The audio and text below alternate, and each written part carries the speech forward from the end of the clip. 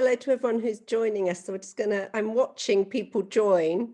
So it looks like people are still adding in, and then we'll start in a minute or so.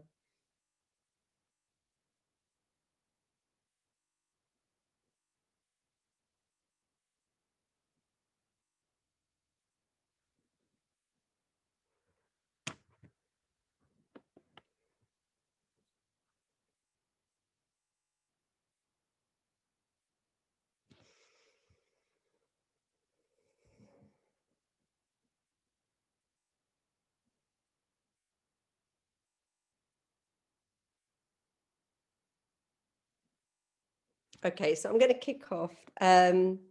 Welcome. We're really excited to be running this. It's our first collaborative session between London Borough of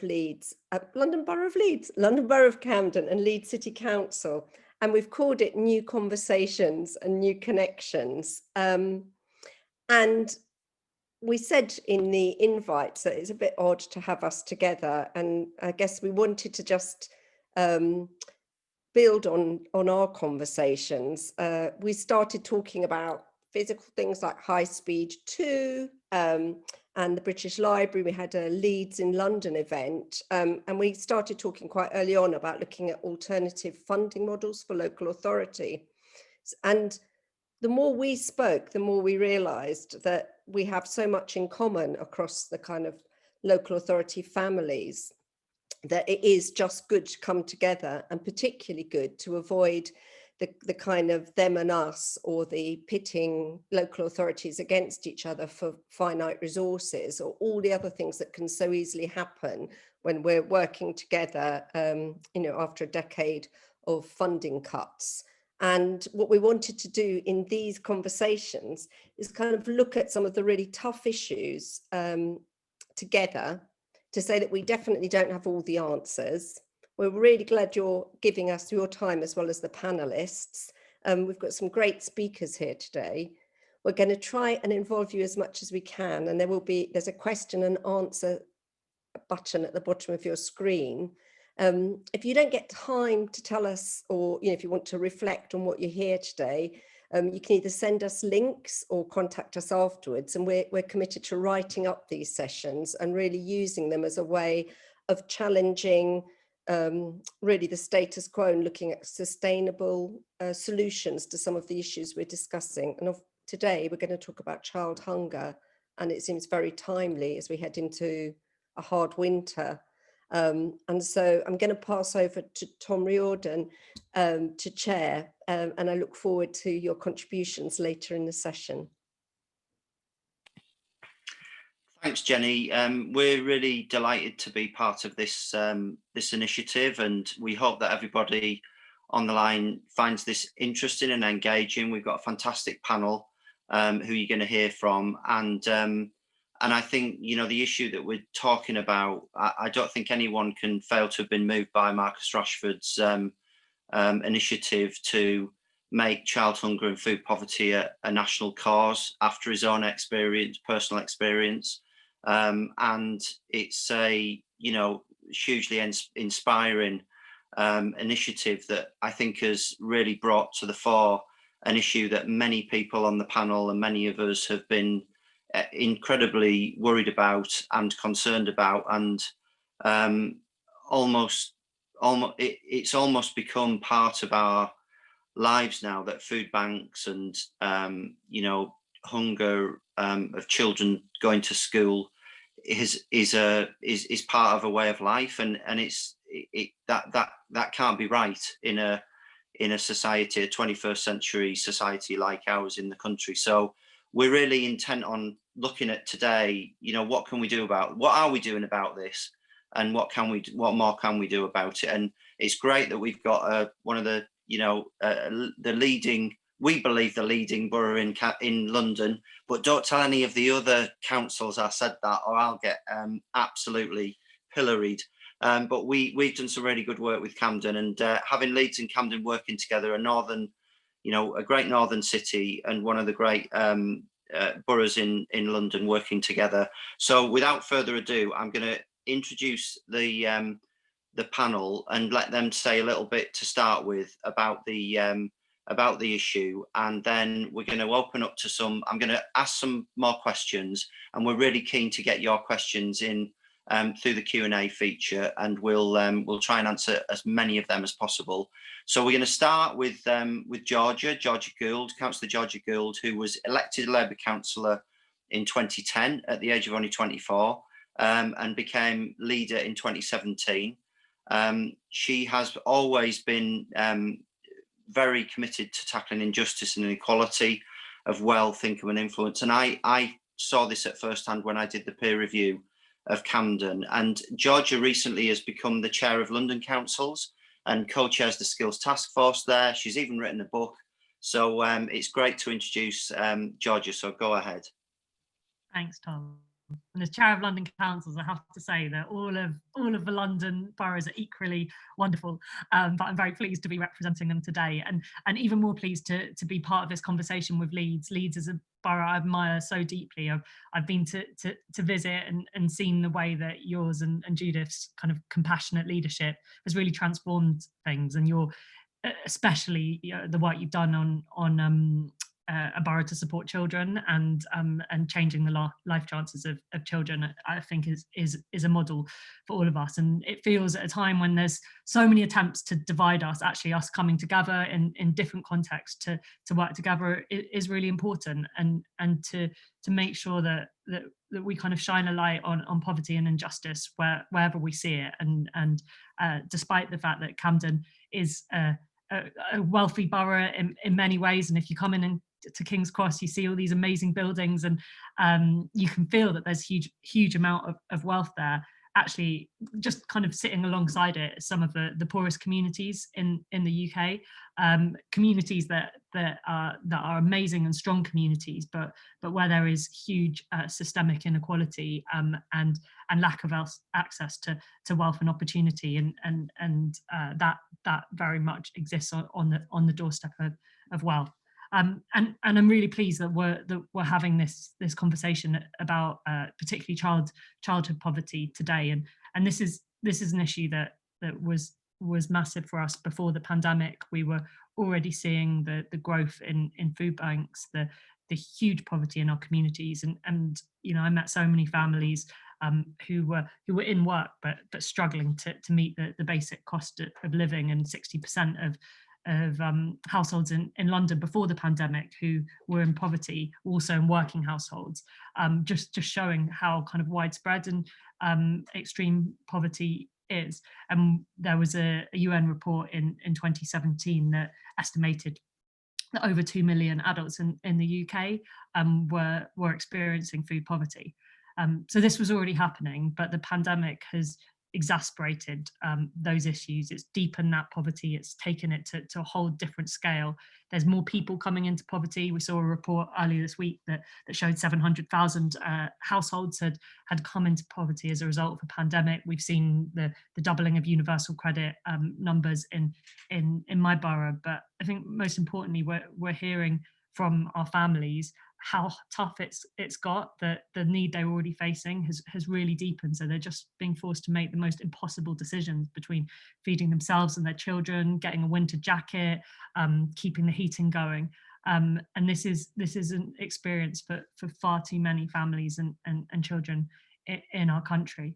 And as local authorities, I think we have stepped into food more so than we've ever done before in Camden, because of the need as people were shielding and during the pandemic to get people food, meant that we came together with our voluntary sector with a much more coordinated offer. And in Camden, we estimate that we've delivered 500,000 meals, and it has become part, because of the pandemic, of our public service offer. And I would say that that's only been possible because of the absolutely amazing community response. Rashida is going to talk in a bit, and she's one of our wonderful leaders in this space. But everyone from Camden New Journal, our local paper, to mutual aid groups came together to support the community. And long term, there needs to be a transformation of a welfare state. This can't be solved through food banks. We want people to have what they need without having to rely on extra support. But in the coming months, the need is just enormous, and it's here. And I think we will need to come together as charities, as local government, as businesses, to get people through this really difficult winter. Thanks, Georgia, and thanks for the comment on the chat, Louise. Can I just say how much I admire Haringey as well. So next we're going to move on to Councillor Judith Blake, my leader, who it's been a privilege to work with over the last few years, over many years actually, myself and Councillor Blake. She became the first female leader of Leeds in 2015, is the first female chair of the Core Cities Group, the UK Core Cities Group, and is also the chair of the Children and Young People's Board. She has worked passionately on the child-friendly agenda in our city. It's a UN standard that we've tried to aspire to, and this is the the core, I think, of Councillor Blake's political agenda over the last few years. So over to you, Councillor Blake. Thank you, Tom, and thank you everyone for coming on the call today. It's great to be on the panel with people I've had the great privilege of working with for many years, as well as new people, and always good to make new connections and help us to move this agenda forward. It's fantastic to be doing this collaboration with Camden, and of course there's the great railway line that runs between Leeds and London, and how many times have I got off in King's Cross and not really even thought about King's Cross sitting within the borough of Camden. We obviously talk a lot about the north-south divide, and it is a sort of shorthand, if you like, but actually we all know that in the southeast there are real issues about poverty and all of the related issues that we're talking today, and it is really helpful to come together and share our experiences and look at ways we do things similarly, but also the way we approach things in a different way as well, to help us move forward. And I think, of course, it goes without saying, from my point of view, I really do believe, and I've said this for across more governments than the government that we have now, that government really needs to wake up to what is actually happening. They need to understand the maturity of the relationships that we have on the ground, in our places, in our communities, and our ability to solve problems, if only we are allowed to have the resource and particularly the powers to do what we know needs to be done. But we're coming into the pandemic, as Georgia quite rightly said, there were huge problems in this area already. And when you look at reports like the UNICEF report saying 10% of children in the UK living with severe food insecurity, 4 million children living in poverty in the UK before the pandemic, likely to rise by another 1 million this year. And that equates to, the Children's Society statistics. 9 children in a classroom of 30 will, in many areas, be living in poverty. And what we've seen is over 100% increase in the number of children receiving emergency food this year. So Leeds is no different in this area. And before the pandemic, we reckon that about 22% of the Leeds population were living in relative poverty. And I think, for me, the absolute scandal around this, and actually something that I don't think is really fully understood, is just how many of the children that live in poverty actually have at least one parent in work. And I think it's a scandal of in-work poverty that we really need to stand up and shout about. And some of the comments that came through about so misjudged around blaming families and their lifestyles for the situation that we're in could not be further from the truth. So we've in Leeds seen a dramatic increase in the amount of emergency food response that we've had to put together, and I think we estimate that about 34,000 food parcels have been put out just over the last few months. And what we've seen, along with other areas, is a doubling of the claims for universal credit. So all of these indicators, everything is telling us that the problem is very real. It's getting worse. And then on top of that, of course, came all of the issues around the holiday hunger, free school meals. Through the LGA over the summer, we led the campaign as well with many others around the summer holiday money, and we were dismayed when it was dropped for half term and for Christmas. So we know about Marcus Rashford's intervention and his high profile way of making sure that the government did change its mind. But that doesn't mean that the problems have gone away, and there are still many, many issues that we need to face in making sure that the resource that we do have is adequate, but also that it reaches all of the families and children that it needs to reach. I do want to pay tribute to our schools and school staff who just have stepped into this space over many years, actually, and have just quietly got on and gone above and beyond to make sure that children going through their classrooms actually have enough food to eat. And now I think it's down to all of us to expose this scandal and really make sure that we come together to find a sustainable way that we can move forward from this and do what we need to do. And Leeds won't be any different to anywhere else. This isn't just about the council doing the work, it's about our work with all of our partners, our incredible third sector, voluntary and community sector, working with local food partners and obviously Fair Share. And we're really pleased that Chris is on the call today, really reaching out and recognising the scale of what we have to do.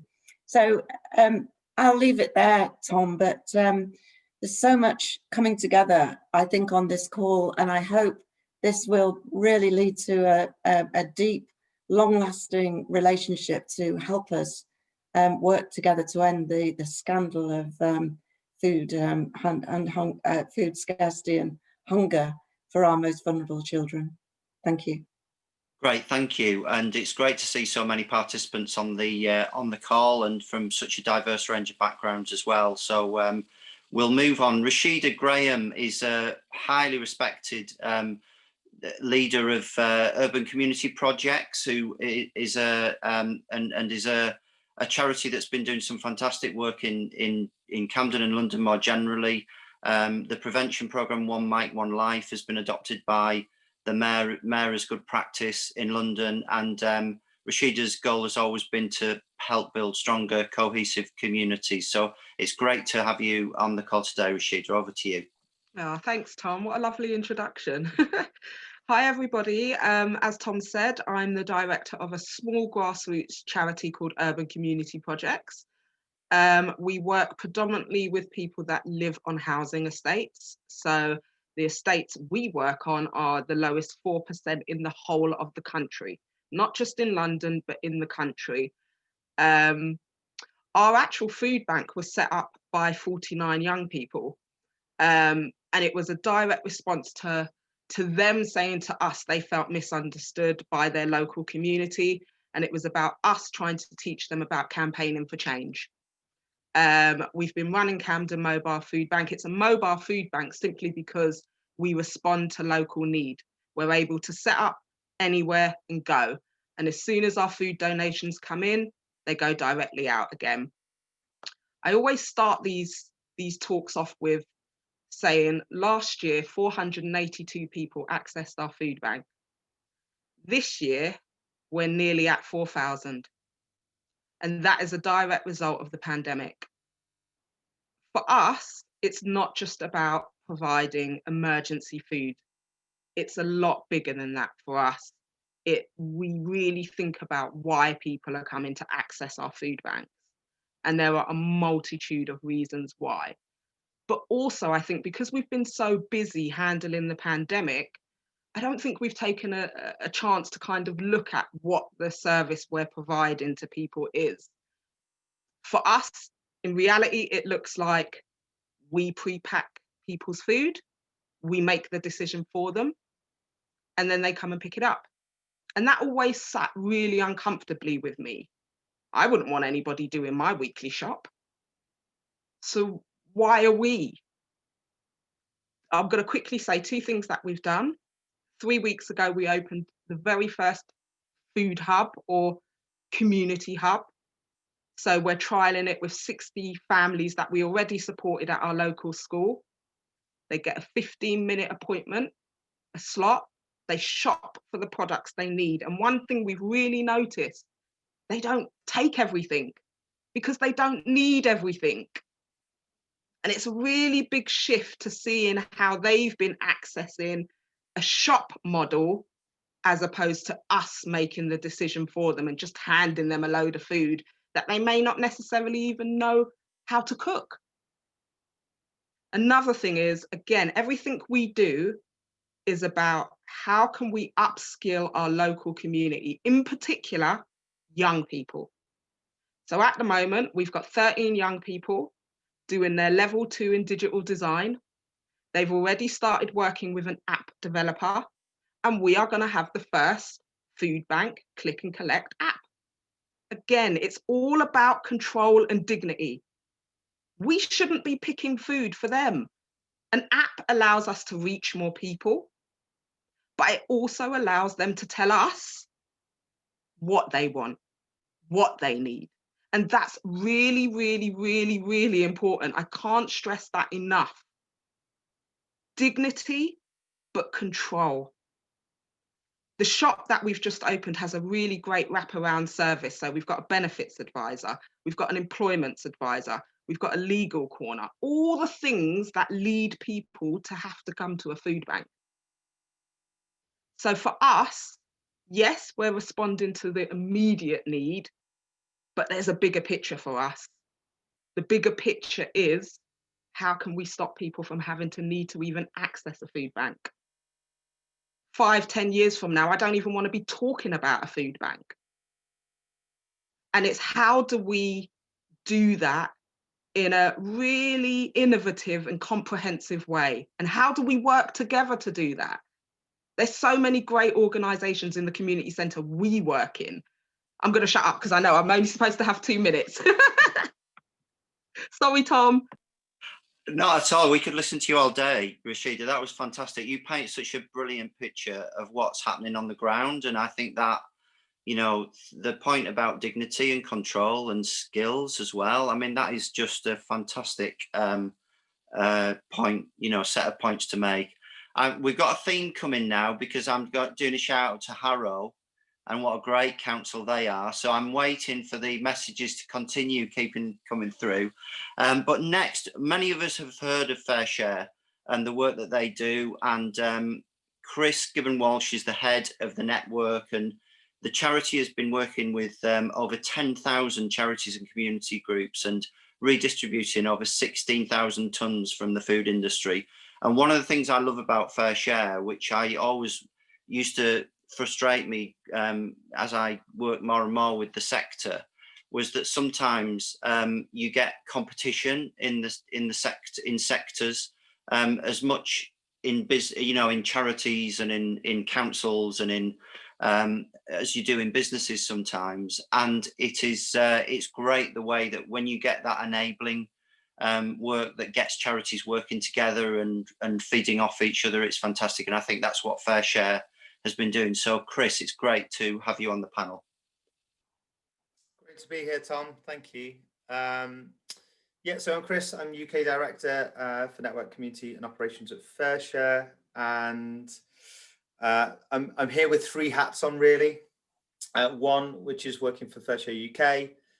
So that's the organisation that gets hold of surplus food from the food industry that would otherwise go in the bin, And what's really important to say is that a lot of that food is better quality than you'd be able to buy in a supermarket yourself, because it's been intercepted up high in the supply chain before it even gets to a supermarket. A lot of this interception happens in the farms or the suppliers. It's really high quality product with longer life than you'd be able to buy otherwise. It might just be wonky veg, or it might have the wrong color gray on the label, or it might just be an overorder because suddenly it was more sunny than the retailer had expected it to be, and therefore they have lots of barbecue stuff instead of some other products, and those products end up coming to FareShare, and we're really grateful for that. So the second hat that I'm wearing is the one that actually partners with organisations across the UK, and we're incredibly lucky to partner in London with the Felix Project, who are amazing and do run all of FareShare's work across London and deliver that. And then in Leeds, we work with the wonderful FareShare Yorkshire, which are an independent charity in their own right, who, again, they deliver that work hyper-locally. They understand their local context, they understand the geography, the economy, the environment there, and they're able to therefore deliver community development and work with their communities in a way that we wouldn't be able to if we were just doing this centrally.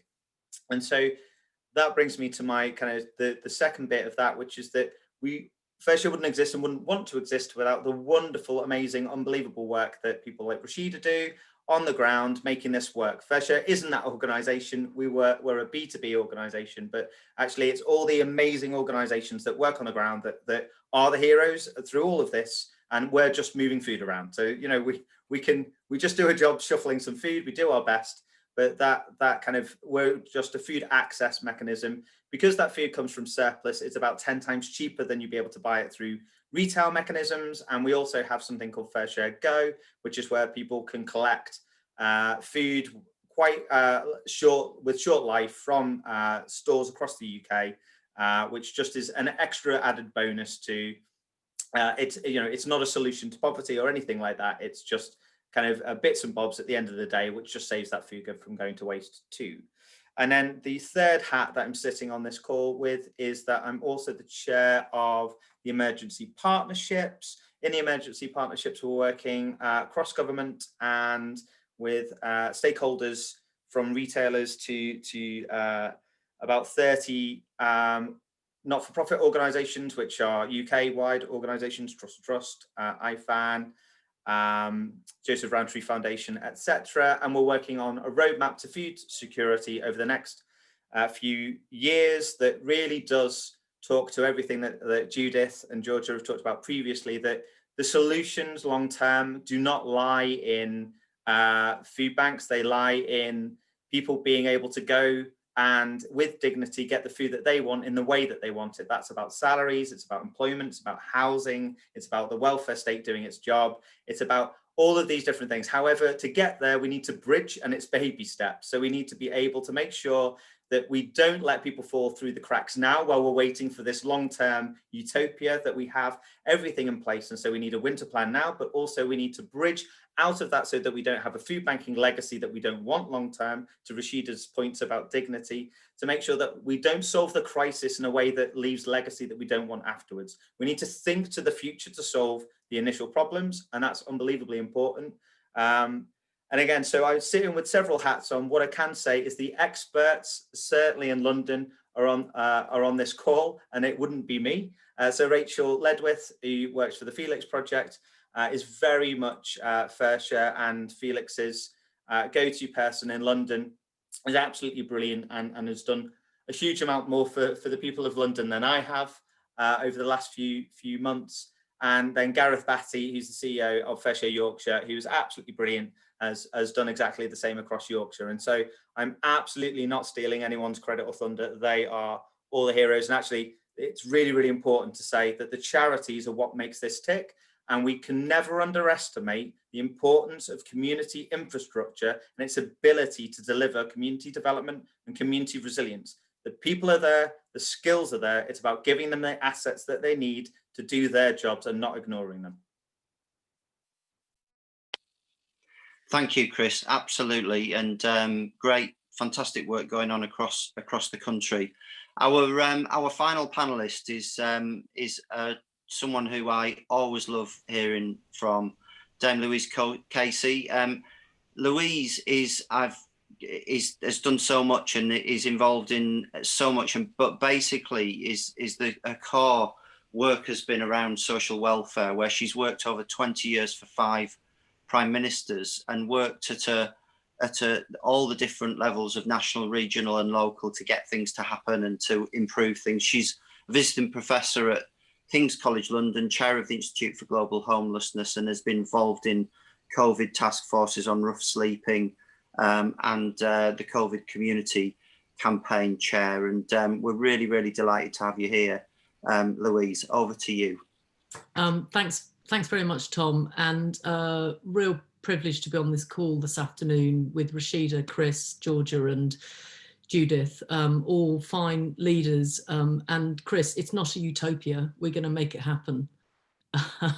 You know, and I think that's partly why calls like this in the midst, when everybody is so busy on a Friday, we're all heading into a weekend where we're actually all really worrying about how people are going to be this weekend, whether they'll have enough food, you know, is the heating on, all of those sorts of things.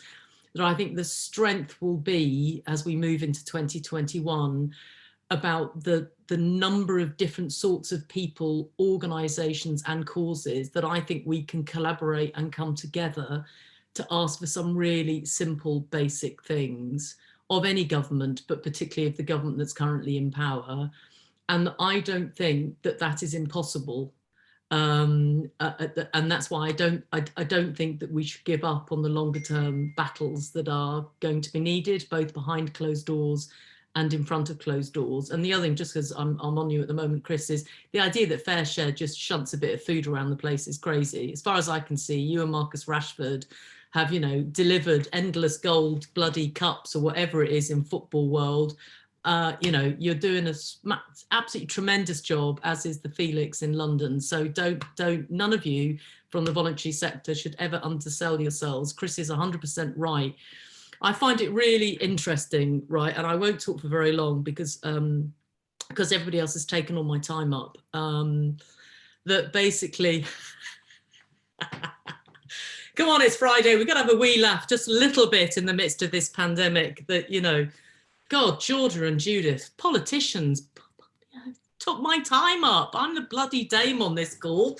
Anyway, what was I saying? I think what's really, really interesting is that we find ourselves in this really, really difficult place, right?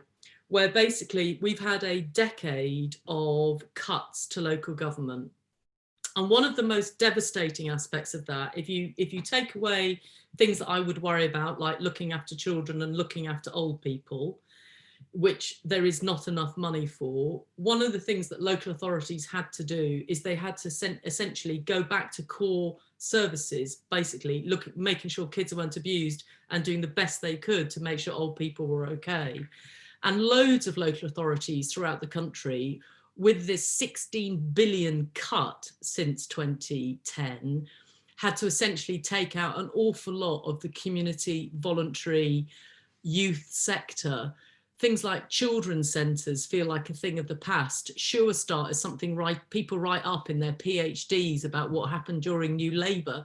I mean, those days when actually we expected there to be tenants leaders, tenants organisations, the fact that as we sit here now in 2020, there are more charities in affluent areas than charities in poor areas.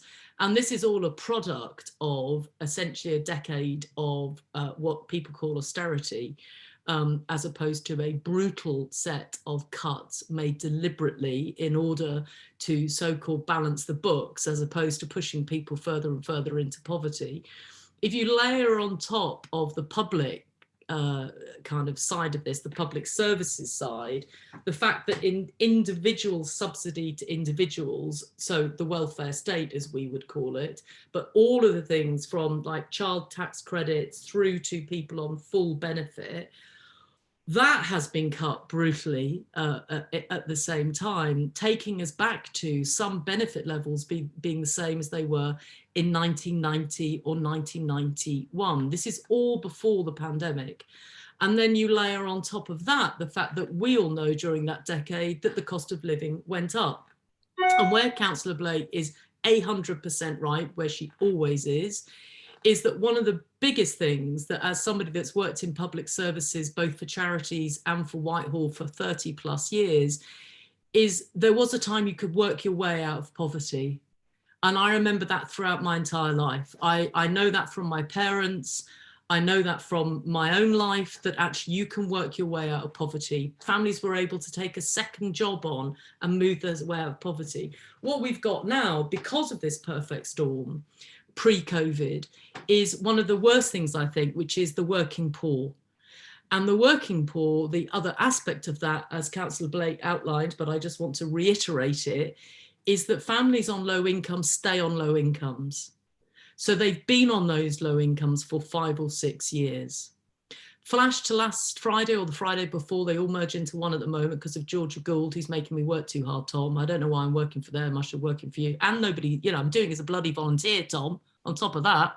You know, don't tell the Cabinet Office with their contracts. But what is fascinating is that essentially we're in the middle of this perfect storm.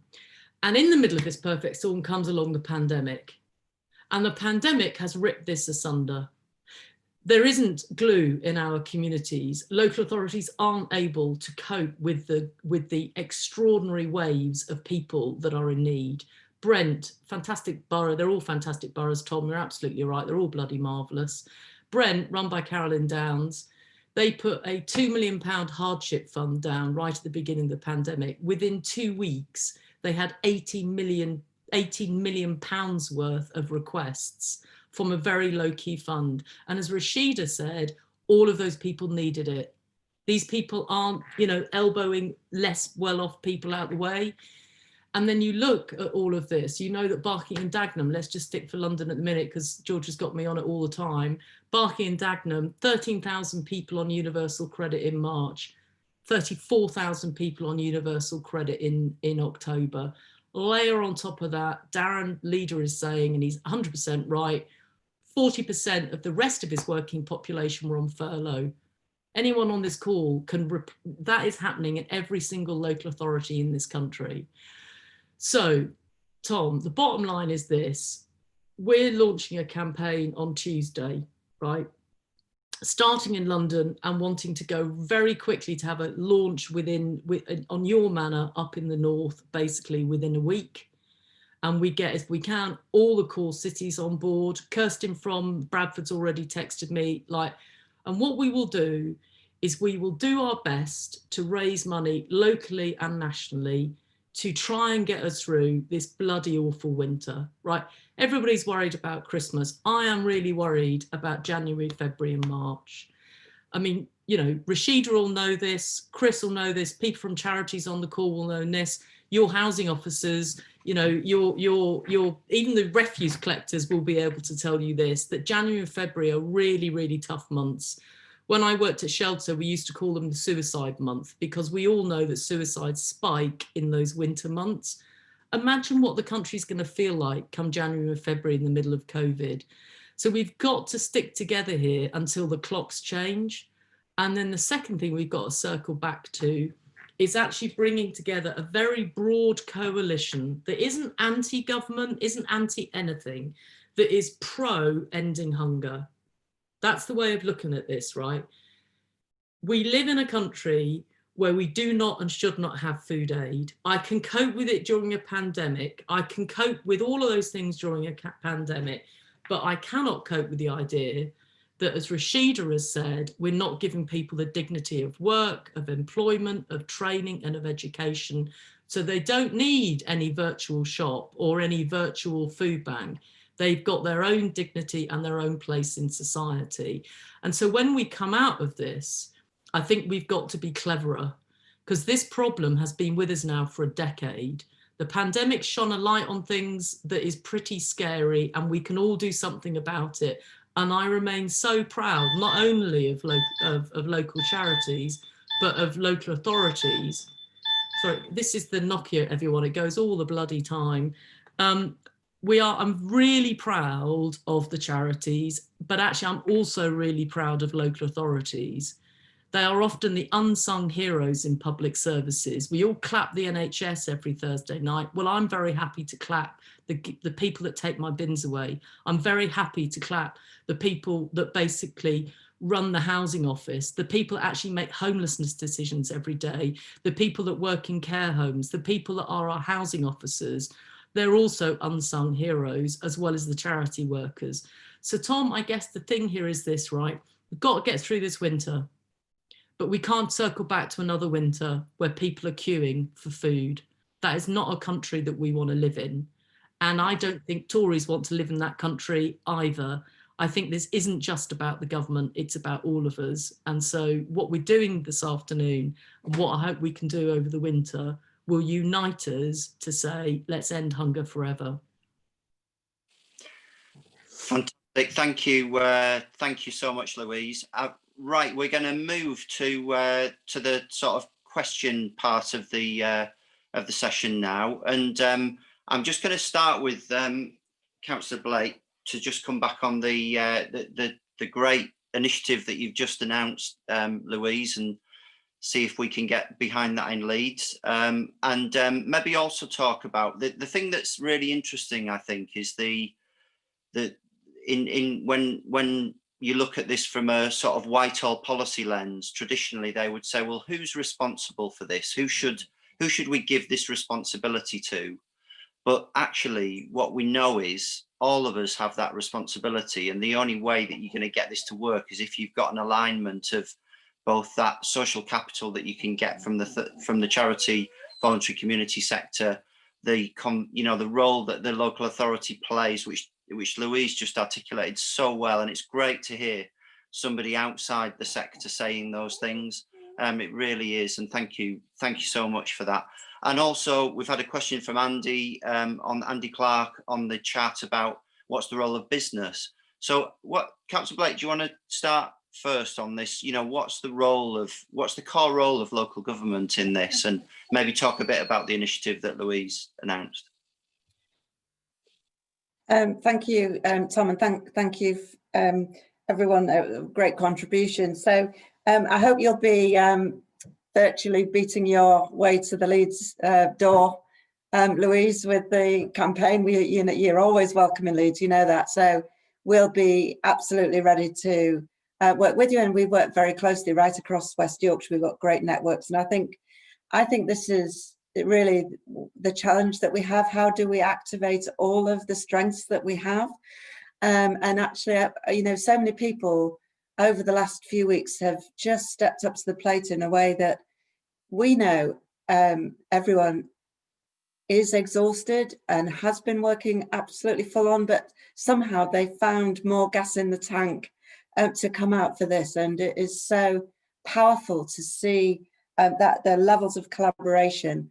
And I think it's absolutely right.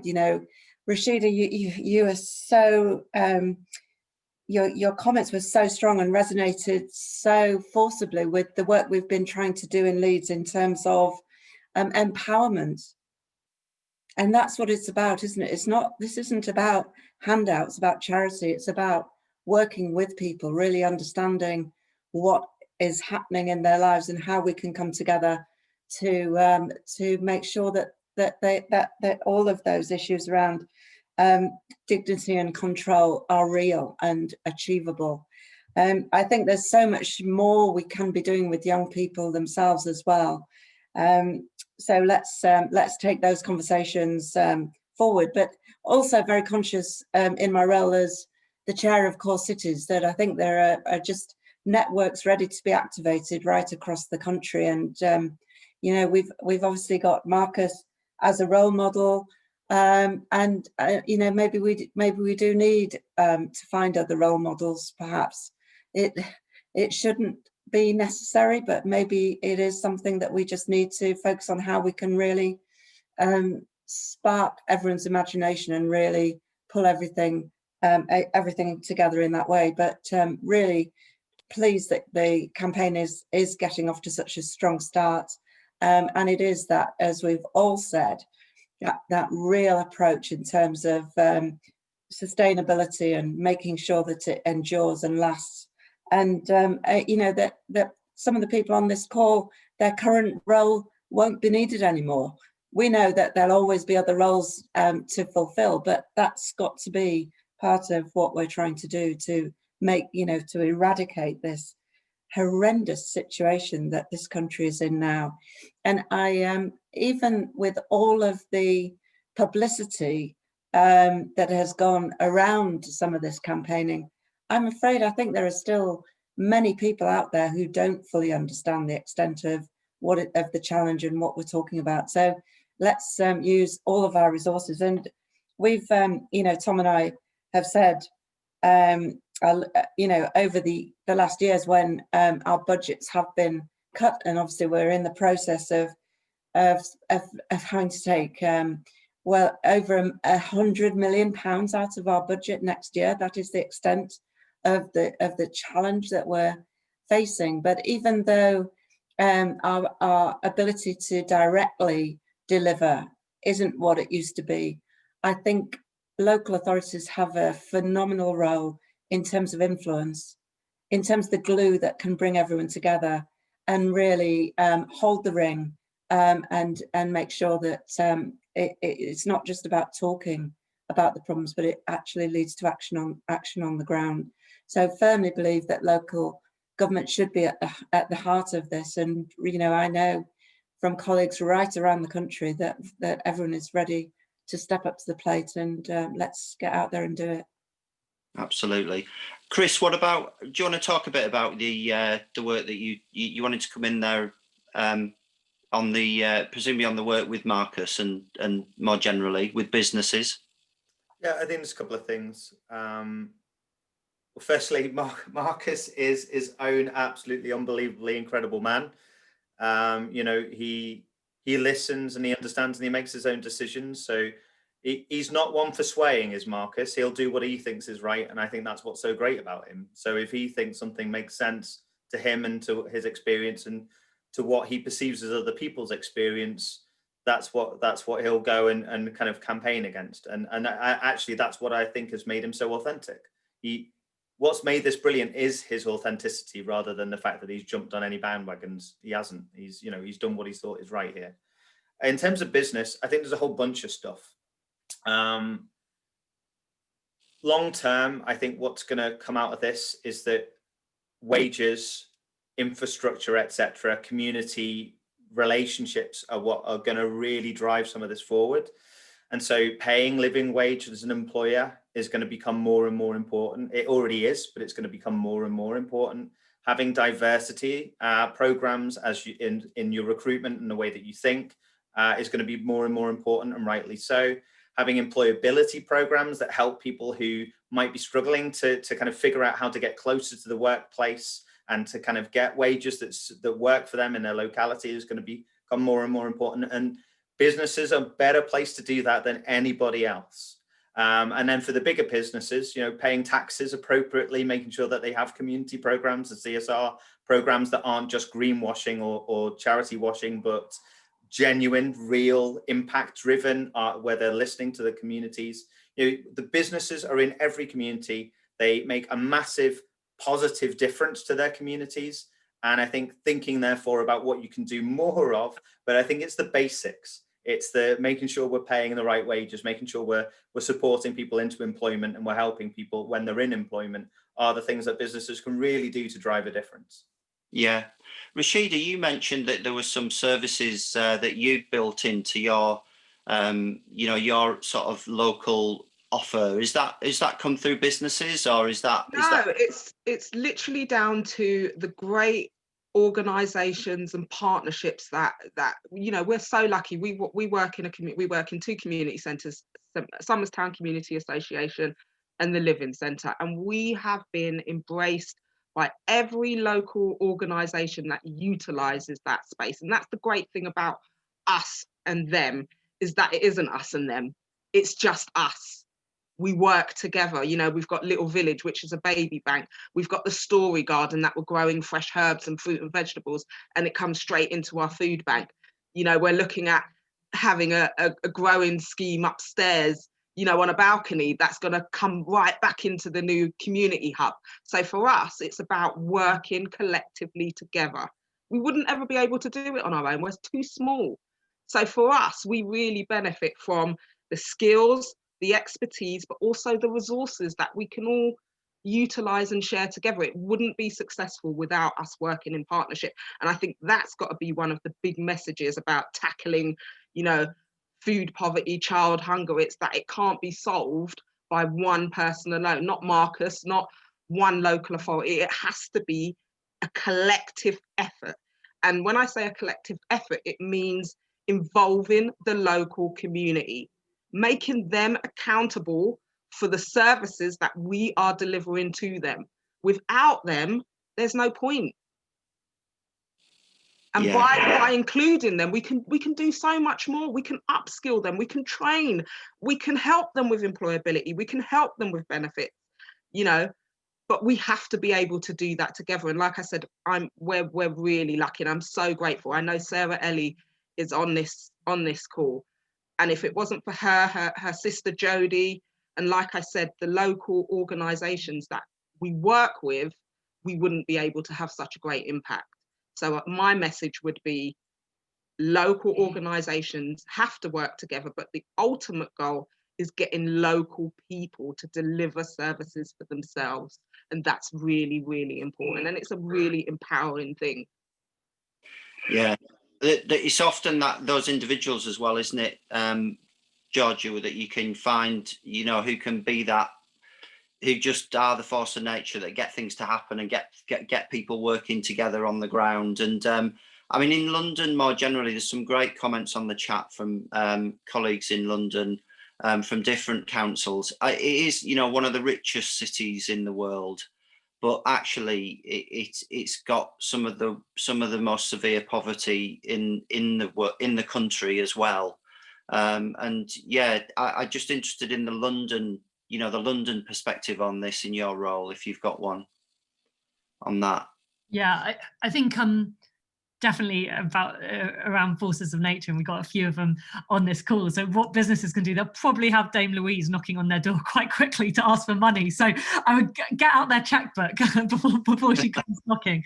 But yeah, I mean, absolutely about London. You know, there is huge wealth in London, but actually, it's next to huge poverty. And Rashida talks about Somerstown, and talking to communities and residents in Somerstown. Sarah, who's on the call somewhere, would say the same, that so many residents feel they just don't have a stake in the wealth around them. They get some of the negative impact because of the poor air quality, and the prices going up, and then feeling kind of pushed out of their own community, but they don't feel the transformative change. And I've had residents talk to me about feeling like an island of poverty in between glass, and there's this kind of false idea that the creativity and energy is coming from the businesses that are moving in, whereas like the kind of heart of that creativity and energy, and actually what makes people want to come into those kind of places to work comes from our community. And as local authorities, I think we have to take an active role in trying to shape that local economy and make it more inclusive. And Rashida mentioned the Living Centre, and that was a Section 106 commitment from a big development, the Francis Crick development. And so we have to use the kind of levers at our disposal, whether that's our convening power or kind of hard planning power, to ensure that people really do have a proper economic stake. So that is a good quality job with real roots to progression. It's a safe home. It's we've been working on a universal basic services trial, which is ensuring people have access to the internet, because in Somerstown, in one of our schools, which is maybe a few minutes away from kind of Google and Facebook and all the big internet companies, at the start of the pandemic, 70% of the children there didn't have access to a device to learn at home. So there you see those kind of stark inequalities, and I do think the private sector has to step up. And there's two parts of it. There's the private sector that is still doing well despite the pandemic, and I think it's right that supermarkets have started to pay back some of the business rates, and I hope that more continue to do so. And there are other sectors that are continuing to grow, and continuing to be able to contribute. And then there are businesses that are really on their knees and really struggling. And actually it's so many of those who still come forward to help and to kind of raise the profile of these issues. Thank you, Georgia. Louise, Angela Mason's asked a great question about what the three transformative asks that we could make of government on this, and I'm really interested in your experience in Whitehall and how this issue plays into Whitehall, because it actually straddles quite a lot of government departments, doesn't it? And it's not always easy to get them to work together. Yes, that's very true. Can I just comment on something that Rashida said that I think is really interesting, which is two sides of the same coin, I guess, is I think, so right now, I've forgotten which supermarket it is, but one of the supermarkets that has done really well out of COVID, but is changing its business model. It's one of the food ones, and it's changing its business model from kind of having to do more online and more people phoning and dealing with stuff online, which means they want to close some of their outlets. And they're going to outsource that to India on the basis that they don't think the people working in those shops are able to like skills change to others. And having like worked in a really difficult shop, and actually I've got Poundland not that far from me, where the leches of the payday lenders literally wait for the women to come out and say, do you need some cash? It's like the skill set you need to deal with people, difficult customers and difficult people in some of the shops, I'm sure could translate. So I think there's a sense for businesses about, go as local as you possibly can and reach into your communities. I mean, one of the best thing about Iceland is that most people who work in Iceland live within 15 minutes of the shop that they work in. So automatically they're representative of the community around them, and there's a different loyalty sense to it. So I am slightly worried about, things about when a crisis hits is, so like on the homelessness thing, the first thing to think about, where was the redundant resource? What had the thing knocked out? And I was staying in a hotel in Sydney for homelessness work, and I watched the hotel close, and I thought, we've got hotel spaces. And so by the time I got back to London, I was like, speed dial whoever runs Travelodge, get him on the line. It was him, it's bound to be him, innit? We'll try, ladies, we'll get there in the end. But basically, I was like, speed dial all of these hoteliers saying, can you give us your redundant stuff? And I think you just got to be ahead of the redundant, as it were, and be in there at the beginning. So I think there's a real thing about asking businesses to consider how they stay with their people in different ways, particularly around changing skills, which is always what we ask, but actually the pandemic gives it a different ask. So it's using the crisis of the pandemic to sell in things that we would have done anyway all year round. So that's what, right. You asked me about lobbying, and I was very interested. Somebody said that at the beginning of this. I think there's a piece of work that needs to be thought about here. I don't have the top three asks. I'm quite interested, though, in the fact that there isn't a top three asks. And that actually, I thought that the manifesto commitment by this government on homelessness, or specifically rough sleeping, was all right. I didn't think it was brilliant. And it didn't have but my God, so what's the homelessness industry done then that this can't be done? Because last time I checked, hungry children is a pretty unifying thing. So there's something missing in the politics of this particular cause, and it could be because actually none of us want to be here. We don't want a manifesto commitment that says we want to treble the amount of food banks.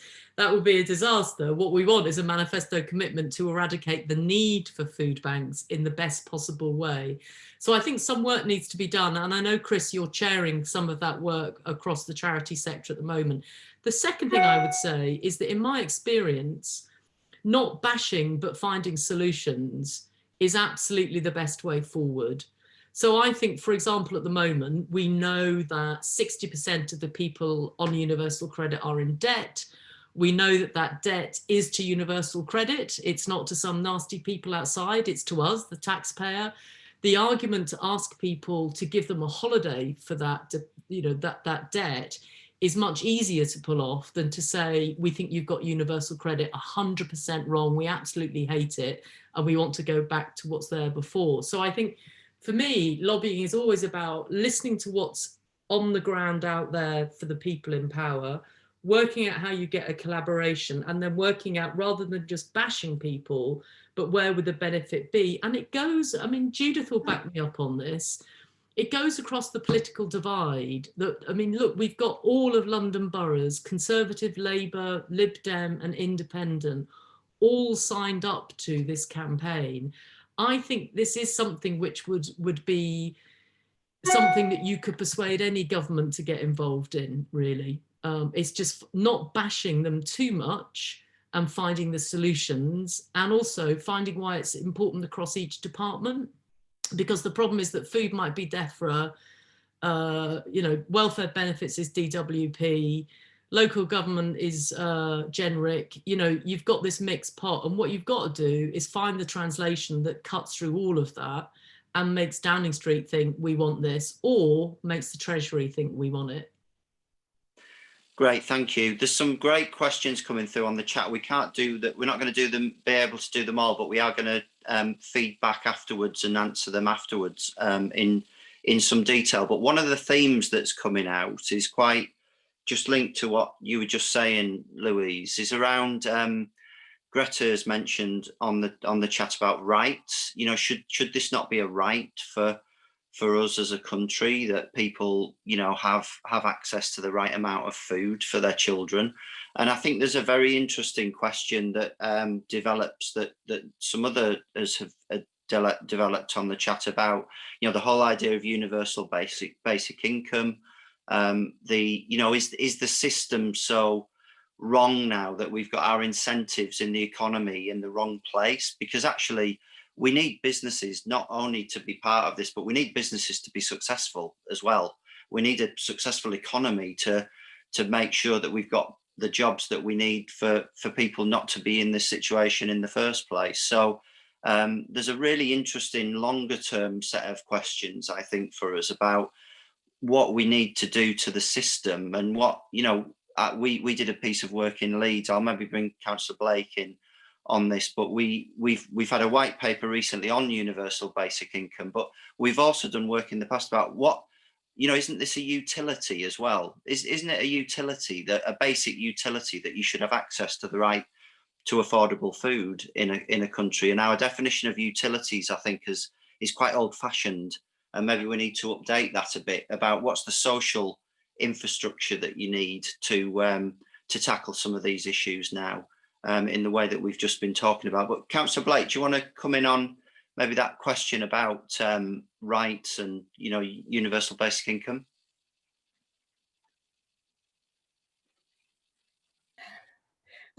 Yes, I was just, you know, as everyone looking at the questions and the what would I think that question about what the three main things that you would lobby for and what they actually would be and what would have the cut through. And as you quite rightly say, the basic rights and access to an income that you can actually live on, absolutely at the top of this. But I was broadening it out a bit in my head. So one of the reasons why Leeds, I think, has led the charge on the child-friendly UNICEF model is because it is about the rights of the child. But it's also about responsibility as well. It's a double header, and I think it is. It probably hasn't been taken forward with the same focus that it deserves. The right, you know, the real focus that it deserves, and it goes right across the piece. So then start thinking about, well, why is it that incomes are falling so short of the basic requirements of families being able to provide what should be a basic right, affordable food? And it is around, you know, and I suspect that London is much more extreme on this than Leeds, and around the proportion of what people earn that goes on housing, that goes on transport, and childcare. I mean, it's just looking at the amount that families are expected to pay towards childcare is just unbelievable. But if anything, I think the pandemic has exposed so cruelly the real cost of the fact that we have allowed inequalities to stretch so far in this country. And, you know, we know that the virus attacks those people who probably are suffering from some of the worst impacts of health inequality, for example. There's, I think it's what I'm saying is there's a double thing. There's the whole thing, as you quite rightly say, about empowering people to have a basic income, but it's also, for me, it's about a fundamental relook at social policy in this country, and that probably is, you know, it isn't going to happen in the short term. But that, for me, until we address some of these major issues and really the failure of the social fabric in this country, I really am concerned about how we're going to be able to move forward in a way that everyone is able to benefit and thrive. Thank you. Rashida, do you want to come in on this as well?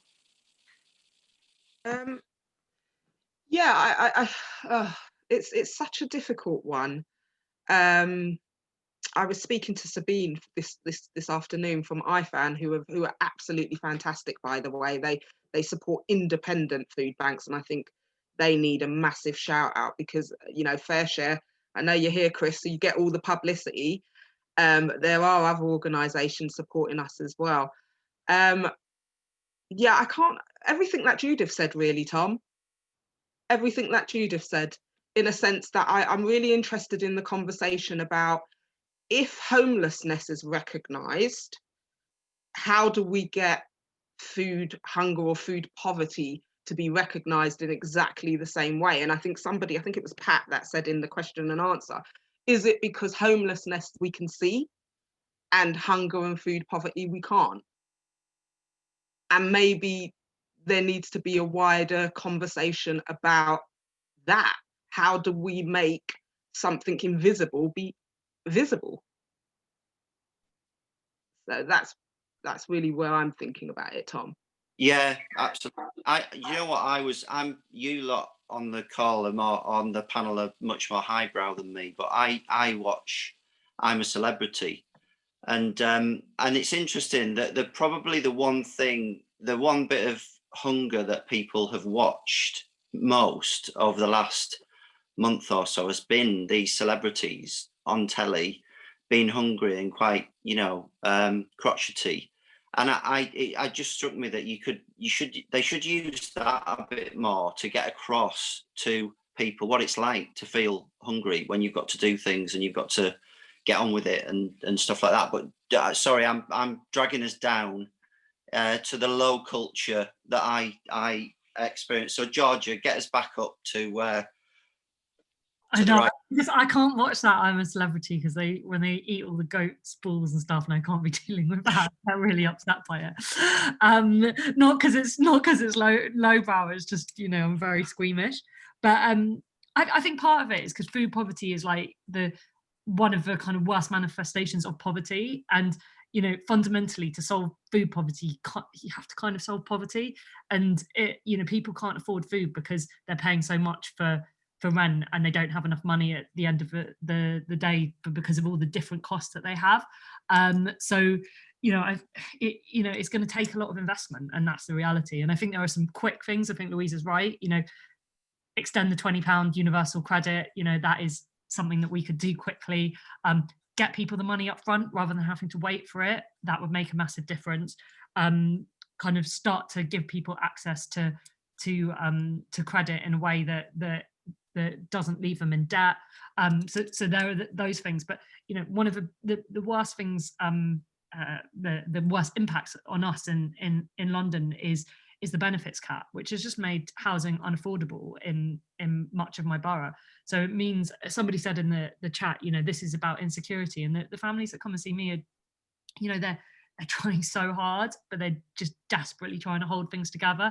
And, you know, it's, you know, not enough food, but also they're struggling to kind of keep their home, and they're having to move to another part of sometimes the city, sometimes the country, where they don't have family networks and they don't have a support structure in there, and they're working 2 jobs and they don't have time to cook, and it's all of those things together. So yeah, I think we need to do some kind of quick wins, but I think we also need to deal with the fundamentals of poverty, which is, you know, the cost of housing and access to well-paid work, and, you know, those are the things that are going to be transformative.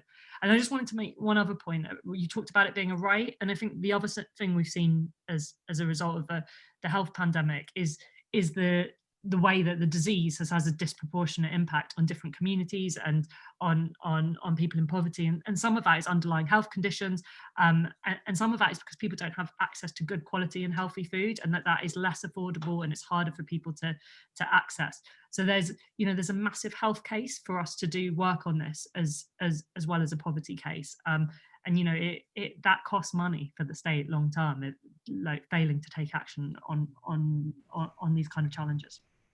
Yeah, the preventative work that many of us share our sort of passion for, that we're desperately trying to keep going despite the pandemic and the challenges we've got financially, is a big issue. And I think it's a really fascinating point Louise makes about homelessness versus this.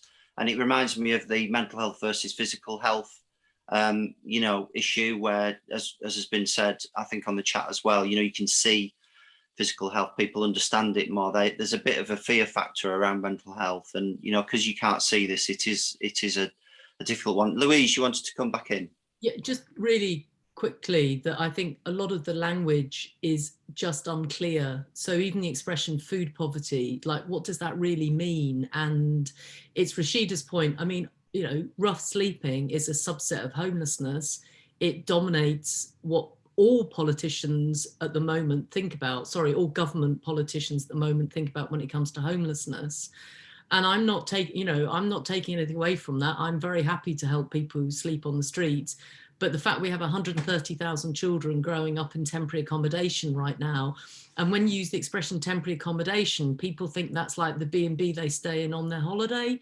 They have no idea that it's like a converted office block where people are literally in a room smaller than the one I'm in at the moment. It's the size of a car parking space in a supermarket, with, if they're lucky, a microwave or a hob. And I found it very interesting just in the last few weeks, trying to get to the bottom of some really simple, straightforward statistics that any member of the public would understand, which, if you did call up everybody being on Call a Celebrity this year, and when we know who the winner is tonight or tomorrow night, I've lost track, I think it's tonight, then basically you would be able to explain to those people in really simple terms what we're talking about. And the other thing is, I've seen queues.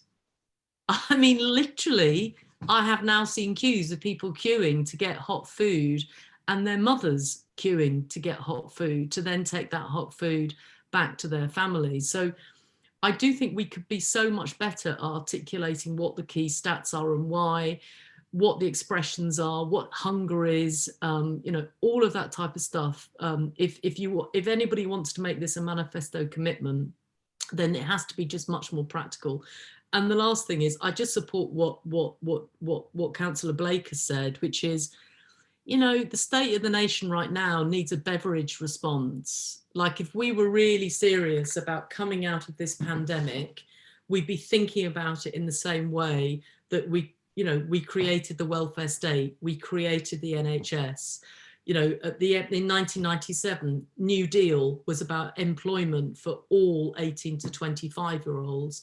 You know, some of us out here need to be in the space of creating big, bold policies at the same time as going for quiet wins. That's where I think we need to be. And I've never seen it like this before, Judith. You know, I've never, in 30 years, in all my life, and my parents' lives, who both were, you know, Northerners and Irish, they would look down from heaven right now and wonder what the hell they tried to do and why they'd done it. You know, it's to think what the journey for my own family, from nothing to being a dame and then in the House of Lords, and my brother's a bloody barrister, for God's sake. He's the highbrow one. You know, that's a story of Britain. And right now we don't offer that story to millions of the population. We know that young black men between the age of 18 and 25 have a 35% unemployment rate, as opposed to their white counterparts who have a 17% unemployment rate.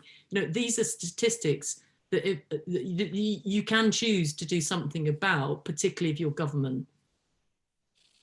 Listen, I know we're coming to the end. I'll shut up now, Tom. I just think this is just like the thing that we all have to galvanise behind, and we make it so important that no one can say no to this, that no one by this Christmas coming actually is having to queue at a food bank. You know, why do we have to wait 4 years? Why do we have to wait 2 years?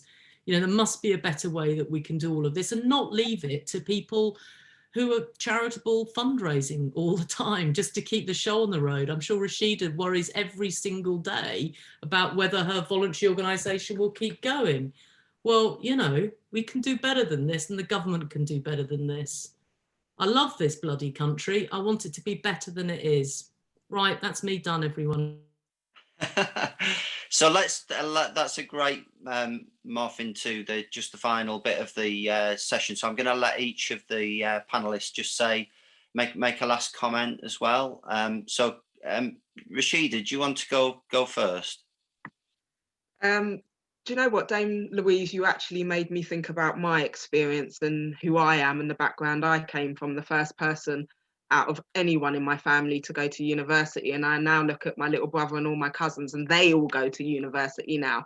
And there is something to be said from just having one leader, whether it's in your family, whether it's in the community, whether it's in a business, whether it's at the council, just one person to make a really small change, but that the ripple effect of that change, and just in my own family, that's why it really kind of resonated with what you said, has made such a huge difference. And I would just like to see everybody on the call, in their organisations, in their workspaces. You talked about the stats and the demographics of Black people, Black young youths. Again, those changes get made in the workplace. If you're in an office where there's no Black people that are managing, there's no Black people in senior roles, and you have a team meeting, it's your duty, it's your responsibility to ask the question why. And I think if we're all just making those little steps to be leaders in our lives, but also in our communities and the places that we work, that's where we see real change on the ground. It just takes one person, honestly. So that's all I'm going to say. Shut up. Thanks, Rashida. We're going to pinch you and take you up to Leeds to help us as well. We've got a fantastic third sector in Leeds, actually. Next time they're playing Liverpool, I'll be there. I used to like Which way round, Rashida? Sorry, we have to work this out. This is important. Yeah, great. Okay, Chris, what next? Thanks, Tom. So I think last words to say are twofold. One, this isn't a problem that can't be solved. All problems can be solved. The first thing that needs to happen is it's fully elucidated and we understand exactly what's going on. We create clarity. We move all of the noise out the way, because there's a lot of it, and we get absolute clarity that everyone can understand around this issue. The second thing is that we build a roadmap that is understood by everyone and where they can fit into it, so that people can really start to contribute to the future. And lastly, let's leave the people who can do it, the Rashidas of this world and the other 500,000 people who are working in charities across the UK, as well as councils, as well as the people on the ground who are doing the work. Let's give them the assets and the skills and the help to do it, because everything's already in place to solve this problem. We kind of know what the problem is. It's solvable. The money's just not going to the right place at the moment, and what they need. That's it. So we need to change that. And I think lastly, long term, this is about wages and infrastructure alongside those communities, and the two are not mutually exclusive. They are absolutely interact, because businesses working effectively, charities working effectively, councils working effectively is what will solve this long term. Great, thank you. Georgia. Thank you. What an amazing discussion. And I think Rashida's right, it just takes one person, but over the pandemic, we've seen thousands of people step up. We've seen kind of mutual aid groups start on streets. We've seen kids volunteering. We've seen people coming forward, I think, in a way that I've never seen before, like this outpouring of love and compassion and of people wanting to help and change things and kind of and to form a better future. And I feel like if there's any moment that's going to really change things, it's now. We've had a massive conversation about poverty. We've started to really understand as a society the inequalities that exist, that the pandemic has not treated us all equally, and we've seen that. And so out of all of this loss and the trauma of the last year, if there's one thing that can come out of it, is real change on poverty, that would just give us all so much hope and so much transformation. And we're launching this campaign on Tuesday, and my ask for everyone listening is just to be part of it. We want this to be huge. We want this to be that groundswell that Rashida talked about, that knocks down all the barriers that have been there previously and really changes things. Brilliant. Councillor Blake?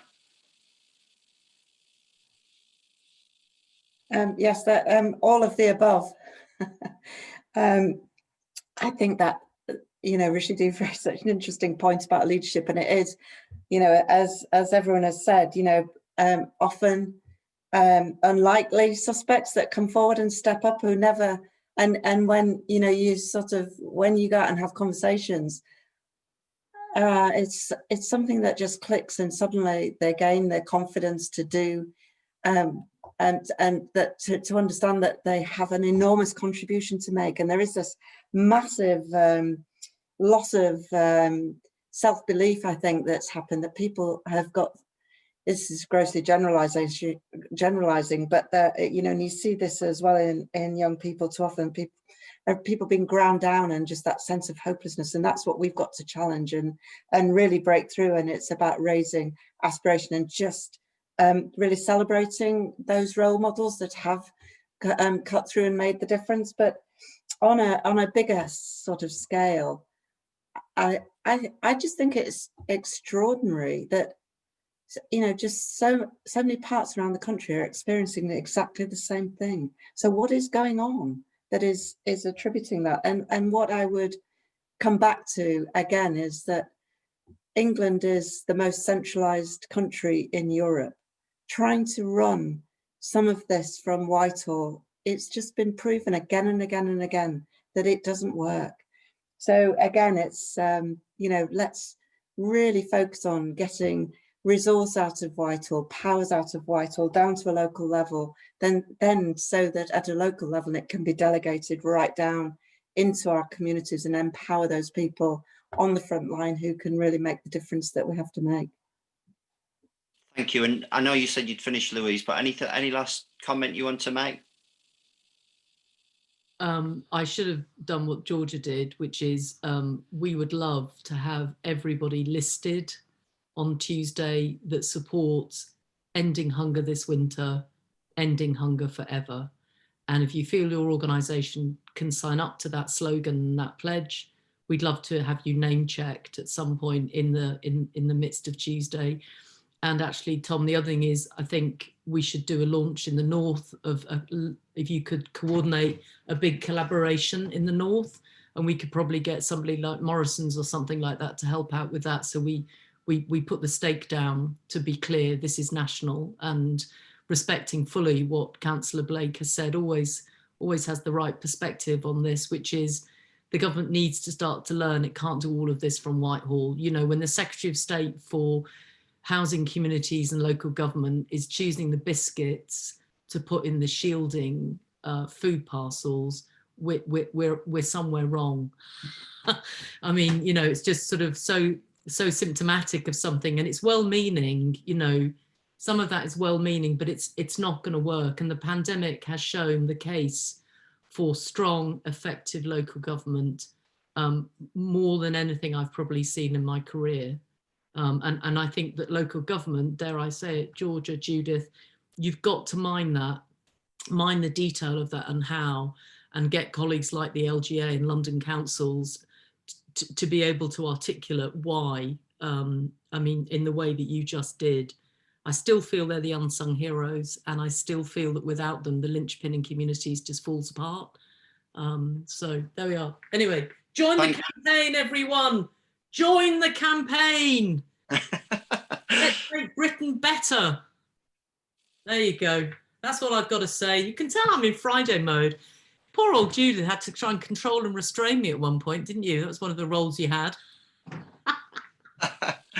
Brilliant.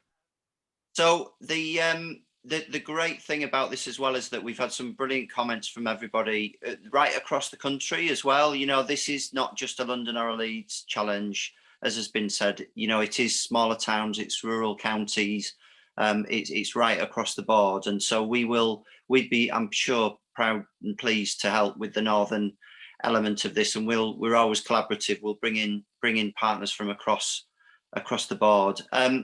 I was just going to finish by saying that before I'm going to hand back to Jenny to finish us off the session off, that I did a bit of a stint in the summer actually on with the pandemic with Whitehall, and what this has done, which plays to Louise's point, is Whitehall's had a bit of a crash course in social geography in the last few months. They actually know where places are now in the country and which is next to each other. So my first part of my stint was going things like no Kirklees isn't in Scotland. It's actually in Yorkshire.